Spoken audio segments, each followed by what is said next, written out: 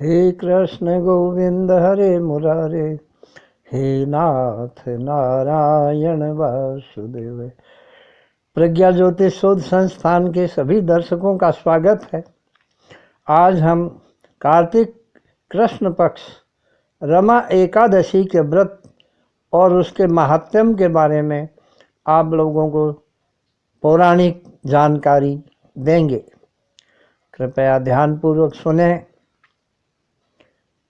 एक समय बहुत ही भगवान का भक्त राजा मुचुकुंद नाम से विख्यात था। वह एकादशी का व्रत अपने राज्य में बड़ी कठोरता से सभी जीवों को पालन करने का आदेश देता था। मुचुकुंद नाम का राजा देवताओं के राजा इंद्र से भी मित्रता रखता था। उसकी मित्रता न केवल इंद्र से ही थी, पर यम, वरुण और कुबेर भी उसके मित्र थे।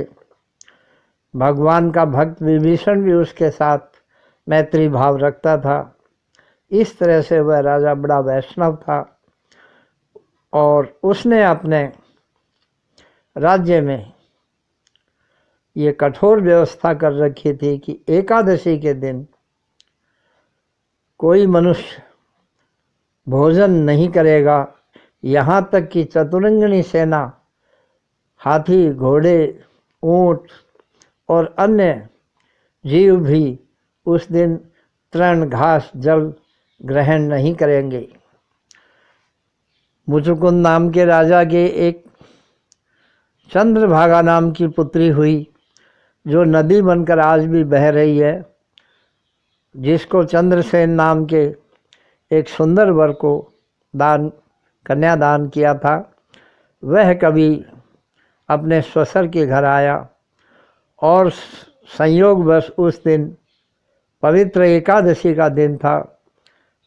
व्रत के दिन के कारण चंद्रभागा ने चिंता व्यक्त की, हे भगवान, अब क्या होगा, क्योंकि मेरा पति तो बहुत दुर्बल है और वो व्रत की दारुण पीड़ा सहन नहीं कर पाएगा।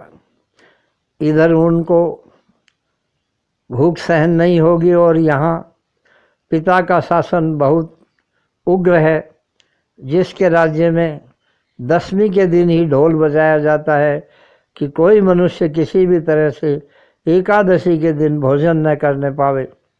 उस ढोल की आवाज़ को सुनकर उसके पति शोभन ने अपनी स्त्री चंद्रभागा से कहा, हे सुशोभने, मुझे क्या उपाय करना चाहिए जिससे मुझे दुख न हो और मेरे प्राणों की रक्षा हो जाए। चंद्रभागा ने उत्तर दिया कि हे प्रभु, मेरे पिता के घर में किसी को भी भोजन करने की इजाज़त नहीं मिलेगी। यहाँ तक कि हमारी चतुरंगिनी सेना के हाथी, घोड़े, ऊंट तथा अन्य पशु भी घास, तृण या पानी के बिना रहते हैं, तो मनुष्य को कैसे इस एकादशी के दिन भोजन की इजाज़त दी जा सकती है। हे पतिदेव, आज भोजन करना ही चाहते हैं एकादशी को, तो आप इस घर से बाहर चले जाइए। ऐसी बात सोचकर मन को दृढ़ कर लीजिए। शोभन ने कहा, हे प्रिय, तुमने जो कहा वो मैंने सुना। मैं भी आज बिना किसी परिणाम के उपवास करूँगा। जो होनहार भावी प्रबल होगा वह हो जाएगा, लेकिन मैं घर छोड़ कर नहीं जाऊँगा, देखा जाएगा। इस प्रकार भाग्य पर छोड़कर उसने व्रत का संकल्प किया। भूख प्यास से व्याकुल होकर वह बड़ा दुखी हुआ। इस प्रकार घबराते हुए उस दिन का सूर्य अस्त हो गया। वैष्णवों के आनंद को बढ़ाने वाली रात्रि जागरण के लिए आगम हुआ। वह रात हरि पूजन परायण मनुष्यों को जागरण करने में आनंद बढ़ाने वाली थी, पर उस शोभन के वास्ते दुख कारिणी साबित हुई। सूर्योदय होने के समय से ही उस शोभन की मृत्यु हो गई। राजा ने राजकुमार के दाह योग्य उत्तम काष्ठ से उसका दाह संस्कार किया, अंतिम संस्कार किया। चंद्रभागा ने भी अपने पिता के मना करने पर आत्मसमर्पण नहीं किया। पिता के घर में उसका श्राद्ध कर्म किया गया। चंद्रभागा पिता के ही घर पर रही और पिता के अवरोध से वह सती नहीं हुई। हे राजन, उस शोभन ने उस रमाव्रत के प्रभाव से मंदराचल के शिखर पर एक उत्तम देवनगर प्राप्त किया, जो बहुत ही बढ़िया, किसी से भी न दबाए जाने वाला, असंख्य स्वर्ण निर्मित खंभों से बना हुआ, अमित सौंदों वाला तथा रत्नों से जड़ा हुआ एवं वैडूर्यों से पूर्ण मंडित था। वहाँ पर सफ़ेद चमड़ों से डूलते हुए अनेक प्रकार की स्फटिक मणियों से बने हुए सिंहासन पर वह उस व्रत के प्रभाव से जा बैठा, जिस पर श्वेत छत्र और चांबर डोल रहे थे। कानों में कुंडल और सिर पर मुकुट धारण किया हुआ था। गंधर्वगण उसकी स्तुति करने लग रहे थे और अप्सराएं सेवा करती थी। उस जगह वह शोभन राजा दूसरे इंद्र के समान शोभा पाने लगा। उसी की नगरी में, राजा मुचुकुंद की नगरी में, एक सोम शर्मा के नाम से विख्यात ब्राह्मण निवास करता था। वह तरह तरह के तीर्थों और अद्भुत जगह तक पहुंचने में सक्षम था।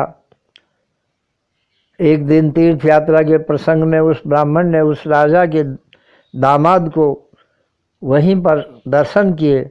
उसको अपने राजा का जमाता जान समीप चला गया। उसने आसन से शीघ्र ही उठकर उस उत्तम ब्राह्मण के लिए शोभन ने नमस्कार की, अपने ससुर राजा के घर के कुशल मंगल पूछे तथा अपनी स्त्री चंद्रभागा और नगर के भी राजी खुशी के समाचार पूछे। सोम शर्मा ने कहा कि हे राजन, आपके ससुर के घर में सब कुशल है।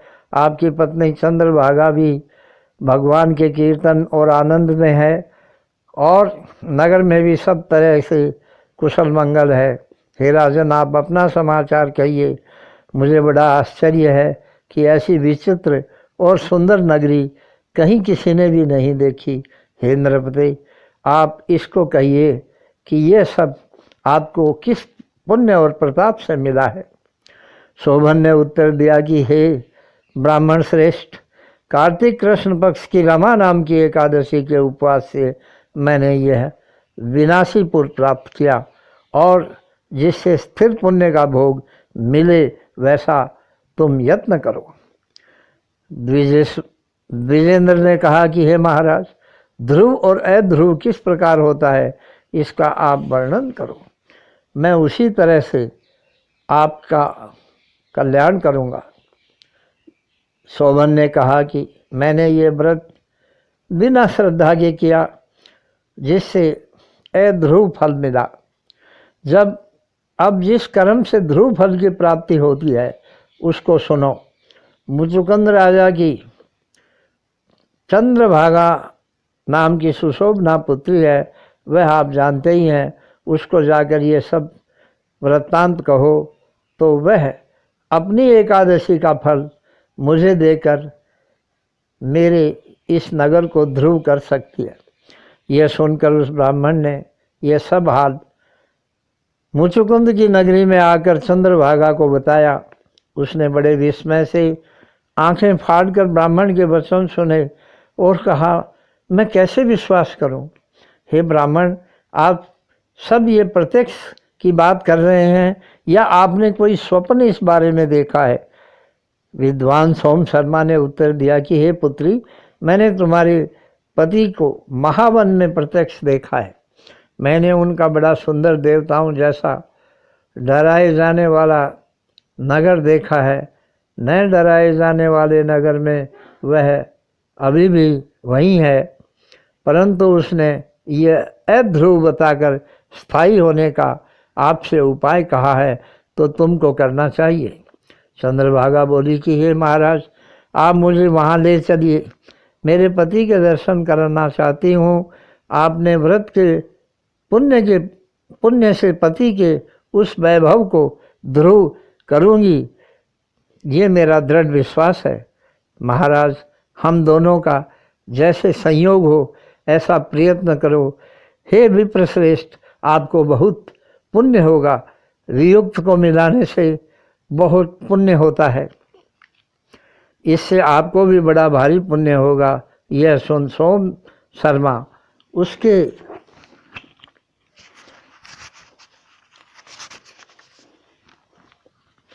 साथ चल दिया। वह उसको मंदराचल के निकट वामदेव के स्थान पर ले गया। वामदेव ऋषि ने उन दोनों का हाल सुनकर उज्ज्वल चंद्रभागा का अपने पवित्र वेद मंत्रों से अभिमंत्रित जल से अभिषेक किया। ऋषि के मंत्र प्रभाव से और एकादशी उपवास से यह दिव्य देह धारण कर दिव्य गति को प्राप्त हुई। वह हर्ष से नेत्रों को खिलाती हुई अपने पति के पास गई और शोभन भी अपनी प्रेयसी कांता को देखकर बहुत प्रसन्न हुआ। उसने अपने निकट बुलाकर बाईं गोद में बैठाया। चंद्रभागा ने तब हर्ष के मारे ये प्रिय वचन अपने उस पति को कहे कि हे कांत, मेरे वचन सुनिए। जो पुण्य मेरे में है, जब मैं पिता के घर में 8 वर्ष से अधिक बड़ी हुई थी, तब से जो मैंने एकादशी का व्रत और अन्य पुण्य किया है, और जो मैंने एकादशी के व्रत विधि पूर्वक श्रद्धा पूर्वक मन लगाकर चित्त से किए हैं, उस श्रद्धा भक्ति और पुण्य के प्रभाव से आपका यह नगर और उसकी सब प्रकार की समृद्धि प्रलय पर्यंत स्थिर रहेगी। हे राज शार्दूल, इस प्रकार वह अपने पति के साथ दिव्य रूप, दिव्य भोग और दिव्य आभरण आदि सामान से नित्य रमण करने लगी। शोभन भी रमा के व्रत से प्रभाव से दिव्य रूप धारण करके मंदराचल के शिखर पर चंद्रभागा के साथ आनंद पूर्वक रहा। हे नृपते, भगवान श्री कृष्ण कहते हैं कि हे युधिष्ठिर, चिंतामणि और कामधेनु के समान यह रमा नाम की एकादशी है। इसका वर्णन तुम्हारे सामने मैंने कर दिया है। हे राजन, ऐसे व्रत को जो उत्तम लोग करते हैं, श्रद्धा सहित करते हैं, उनके ब्रह्म हत्याधिक महापाप भी नष्ट हो जाते हैं। यह भी ब्रह्म वैवर्त पुराण का कहा हुआ कार्तिक कृष्ण रमा नाम की एकादशी का महात्म्य संपूर्ण हुआ। हे कृष्ण गोविंद हरे मुरारे, हे नाथ नारायण वासुदेव। हे कृष्ण गोविंद हरे मुरारे, हे नाथ नारायण